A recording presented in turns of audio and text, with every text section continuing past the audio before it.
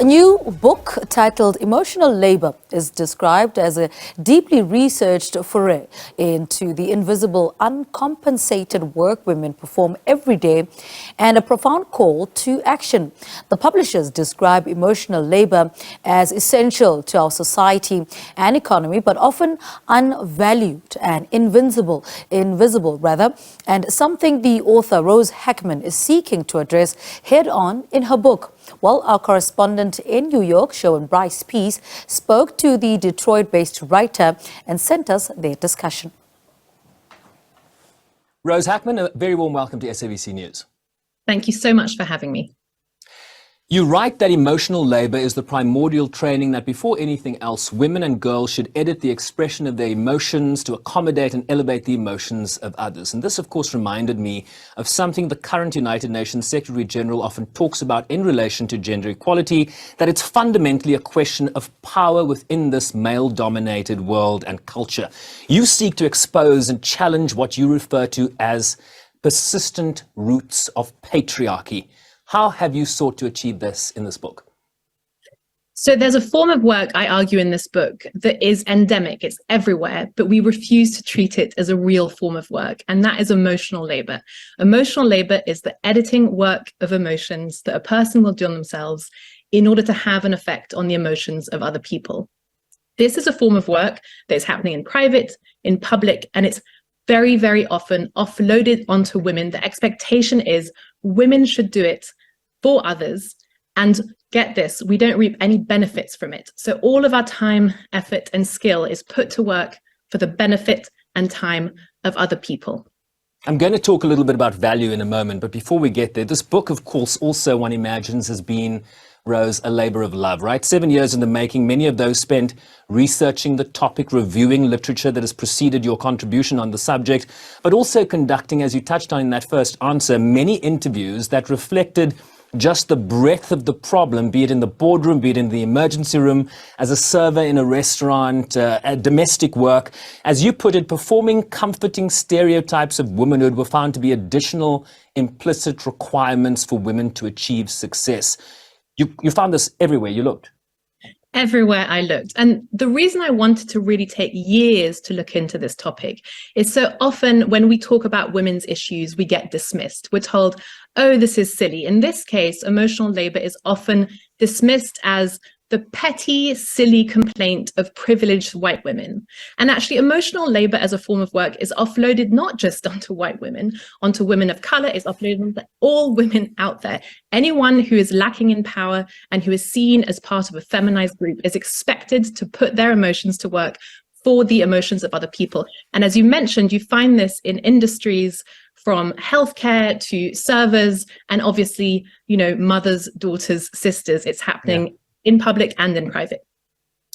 You have this chapter titled The Constant Threat of Violence. You might be aware, Rose, that South Africa, like so many countries around the world, has a very acute problem of gender-based violence and femicide. And it struck me that women who find themselves in that violent dynamic must suffer the greatest form of emotional labor, be it to circumnavigate the next punch or the next abusive behavior, often feigning happiness and contentment through the abuse. And there is a real cost to women having to watch their backs all the time, what you refer to as the ecology of fear. Speak to that. So emotional labor interacts with what many call rape culture in a number of different ways. Women constantly treated as prey.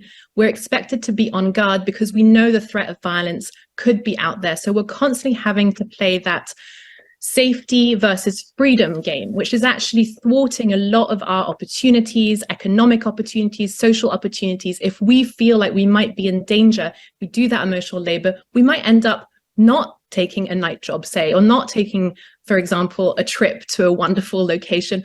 Whether it's economic or social, emotional labor in this kind of context is the kind of work that basically stops us from living full, free lives. Yeah. How do heterosexual men in particular fit into this conversation, right? They are seen legitimately as mainly the problem, but they must also be part of the solution, surely. And I wonder from your vantage point what that looks like as we seek to shape a different future for women and girls. Men have to be a part of it. And there's a whole chapter in my book that's called What About the Men? That's not just condemning of men, but that's actually calling them in. Men, this is a huge opportunity for them to understand the power of emotionality, of emotions and connection. In the country where I am, the United States, men are dying at a younger rate than they were almost 10 years ago. And that's very overwhelmingly due to deaths of desperation, loneliness, lack of connection with other people, with communities.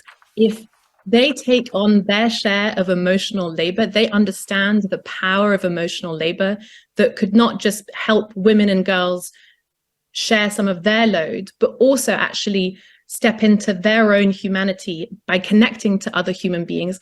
They wouldn't just help women, they would actually live longer, better, happier lives. So actually this is a win-win for them. Do some men take on emotional labor, in your view?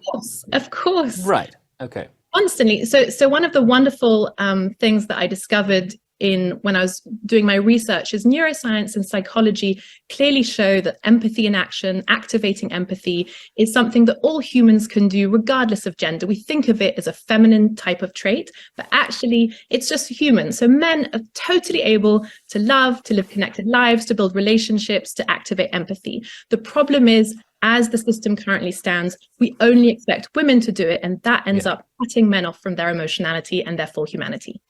In the chapter titled What About Men, you write that our gender revolution may have succeeded in helping some groups of women access opportunities their mothers couldn't, but it has failed abysmally in changing cultural norms around what is valued, right? You talked about this earlier.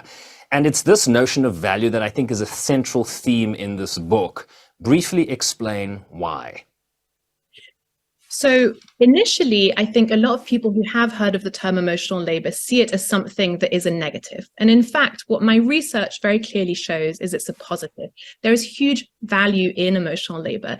Caretaking alone, I think Oxfam did a study across the globe and found that caretaking was worth $10 trillion a year across the globe. And that's just one sliver of emotional labor. So we need to see it and value it. And then we need to convince other people to do it. And it's so important, you know, we've been having all of these conversations about automation recently and about how automation is coming not just for physical work, but intellectual work and creative work too. The one form of work we can't replace is emotional labor, is the work of connection to other human beings that is central to our economy, to our societies. That's why we need to value it. Now that you've diagnosed the problem, right, we've reviewed the symptoms, you've received second and third opinions confirming the diagnosis. So the question is, what does the future look like? You do conclude that emotional labor, as you've just mentioned, is a vital force, the backbone of humanity, the secret to longevity. So we need more of it, but we need to value it. So how do we change it? I mean, is this about legislation? Is it about policy? Or is this, is it an organic process that happens when you appoint more women in boardrooms, more women in positions of power, and then it sort of filtrates down? Or is there a different path here? So, Sherwin, I think what needs to happen is a total overarching reassessment of what we value and what we don't. And that definitely needs to happen at a policy level, at an economic level, and it also has to happen at an individual level. But I'm so glad you brought up women in the boardroom, because sadly, up until now, what was happened when we introduce women to formerly predominantly male spheres, is that we expect women to behave more like men. Yeah. We tell them to lean in, to be more competitive. And in fact, what has happened is we actually need to start valuing those communal traits that actually emotional intelligence at work show us make for better workforces. So it's not just about introducing more women to positions of power. It's also understanding that special ingredient that femininity brings and that actually men can bring too if they embrace these kinds of traits and attributes. Rose, thank you for your time and for sharing that valuable perspective with us. I've certainly enjoyed this conversation. Thank you so much for having me. Rose Hackman is a Detroit-based British journalist and the author of Emotional Labor, The Invisible Work Shaping Our Lives and How to Claim Our Power.